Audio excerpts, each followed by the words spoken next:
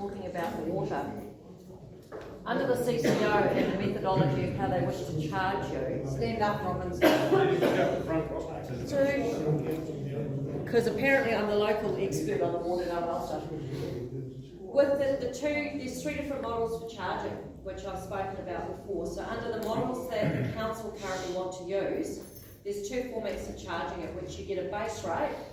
Option A, I think, is $55 a year, and option B is 103. What that does is it varies the rate you get charged per litre. The 100 litres a day you get is incorporated in that cost. Okay, so anything you use above that, you get charged on a per litre rate, which rolls up into a cubic metre. So what they're trying to do is influence how much water you use. As I heard earlier on the news this morning, all of the dams in Auckland are overflowing, so they're quite lucky. But you've got to be mindful about how they're doing it. There's a lot of issues with 1 Toby, 1 metre, 4 houses off it. The bluff and blunder they're putting out there about the cost to put it against every house is absolute BS. Everybody is paying rates. Everybody's paying significant rates. So everybody, if they continue down this track, is entitled to have the council put it in there. It has got nothing to do with pipe work. There is already existing pipe work that they can tap in on. So when you look at the water done well, which is a really big factor as far as this election coming up is, it is going to be a major cost. I had a woman in White say to me, "Oh, you're scaring the bejesus out of people." You know what? You need the bejesus scared out of you because it's real and it's going to cost and it's going to hurt. Are they going to remove the uniform water charge that we all pay now? Which is anywhere between $4.50 and $5.50? Confirmed nor denied it. What they're talking about, and that delightful Miss Gomes tried to say my information is incorrect. All of the data and stuff I've put out in the public space is directly off New Plymouth District Council's website. That tells you something straight off the get-go. The bottom line with it is all they're talking to you about is water in. Not water out.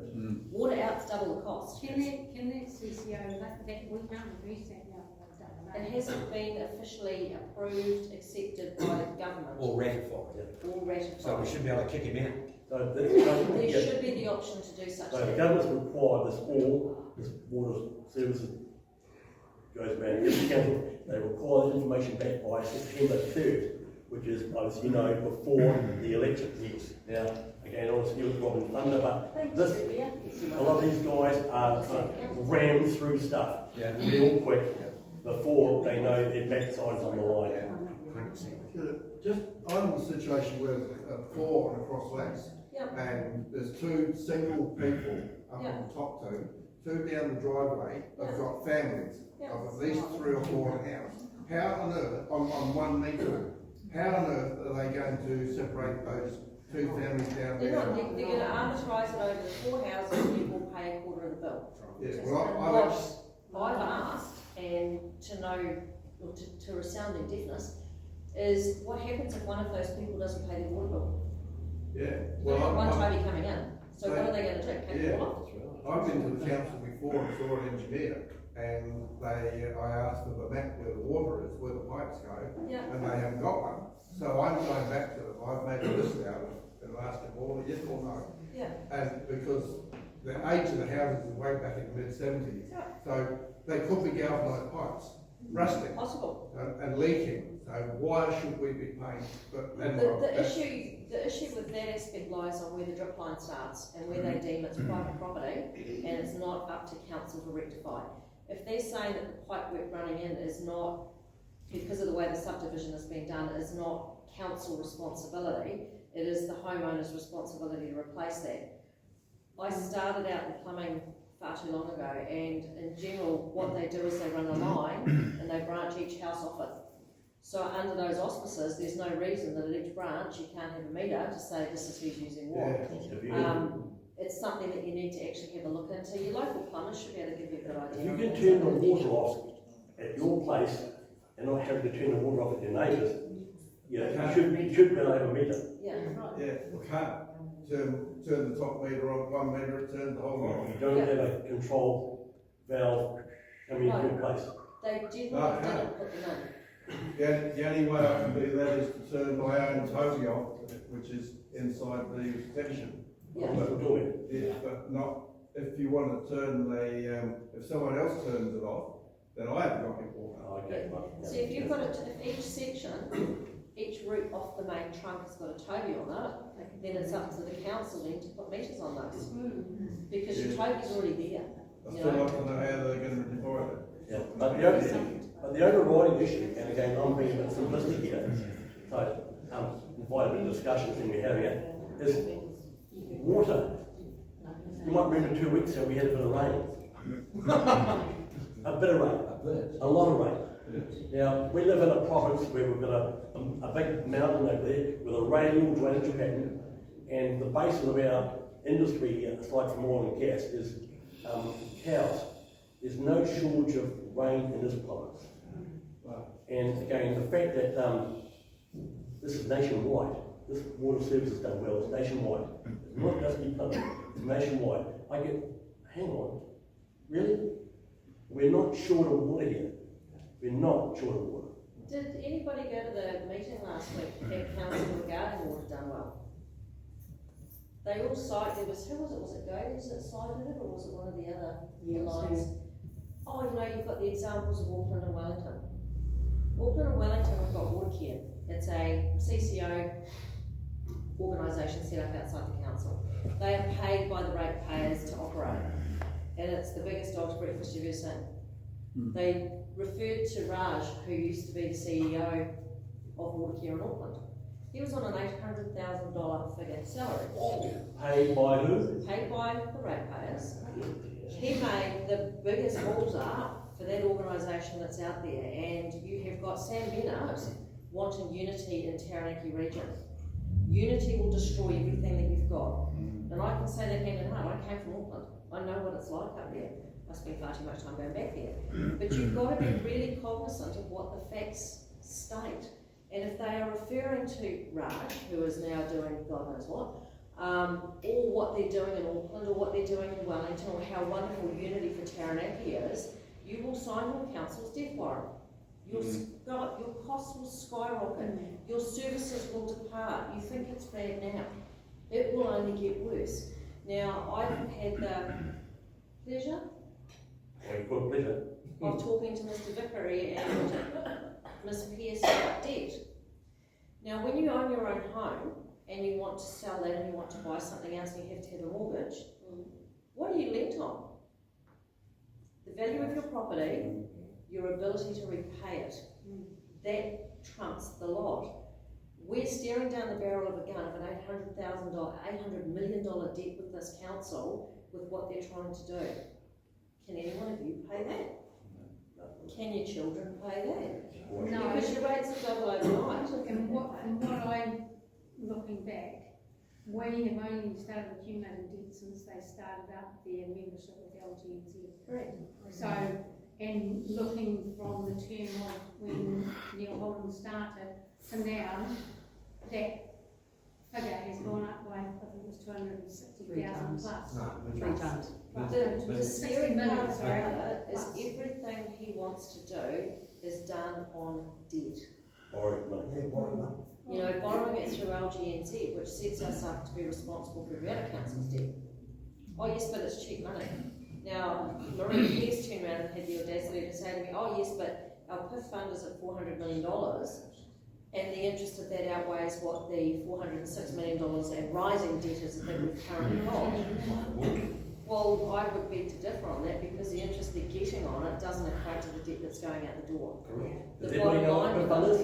No.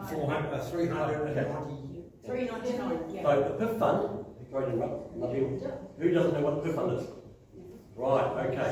So some of you might remember years ago we had money put aside when our chief executive was that guy Roger Kerr-Newell, and we had a substantial amount of money in power. And again, investment-wise, it was a sharp investment. If they had left it alone, the way it was making money, the idea was projected earnings, our rate would be absolutely minimal. So what they did is they robbed that and paid off something else, and then created another investment. the perpetual investment fund. As you said, it's about 400 million. Now, if you look at the fund of your rates demand every year, down the bottom line, you will see a sentence where it says, your rates are being reduced by, say, $60 by virtue of that investment. So, it's about 400 million, and we get about $10 million interest off that fund. It equates, I think it was about $76 of the rates. Yeah, Which per in the big scheme of quarter. things is not a lot. Per quarter. So, are you saying that the council actually has $400 million? They have investment. Here it goes, but you need to That look. would pay our debt off. wouldn't it? That would Back pay to net zero. a substantial amount of our debt off. But, and this is the but. It then gives license, unfortunately, to those who, you need to put a few things in perspective. We're not going to spend too much time on this, because we need to get other people. The likes of, how can I explain it? The wage bill at council. Now, the rates we pay cover up only about 46%. 46%. So they've only got about 54% of the rate's income to pay for everything else. That's it. So everything else is borrowed. And that's a bit, again, every bit, already we're having sleepless nights. I think, what the hell am I getting myself into? Well, again, we see like 2 weeks ago with that cock up with rates.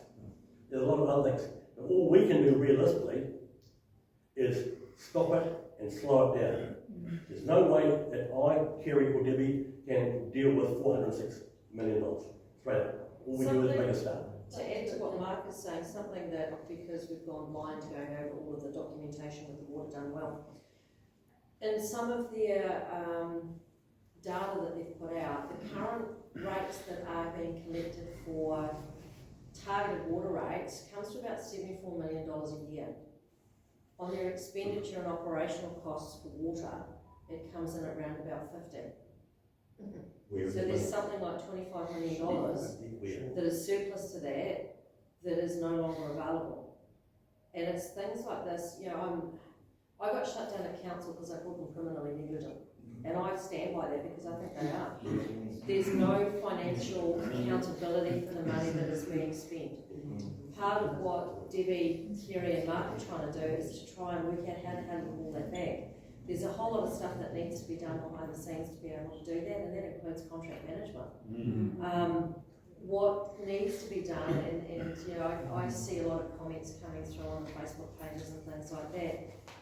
Every one of you have to engage, and you've got to be engaging in the streets with everyone else, because they blew us away by saying there was only 288 respondents to water done well. Of that, 57% said no, we want it kept in-house.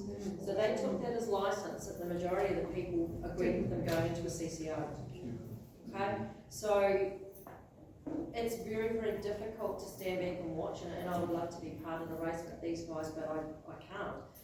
There is got to be conversations every year, and one of the biggest things that is not happening is our younger people need to be involved. I'm not talking about our 16-year-olds, because I wouldn't trust them with a body balloon, but our young families. You know, when you look at a young family that has 2 parents and 2 kids per se, what's their basic income? Because it's probably around the 80k, give or take. It's not enough with where the rates are going. It's not enough when they start charging for water. It's going to rate people out of their homes. Where do they go? So, you know, we all need to be talking to everybody about it. There has to be a groundswell and there has to be a public awareness with it. I had a woman ask me this morning about, you know, what do you look at when you're looking for a candidate? You need to be looking at people that, no matter what people say to them, can stand there and go, no. It's a really simple word. No. You're not spending on that. You've got people out there badgering certain of the guys at the moment. Oh yes, but you're going to take away all our public parks and facilities.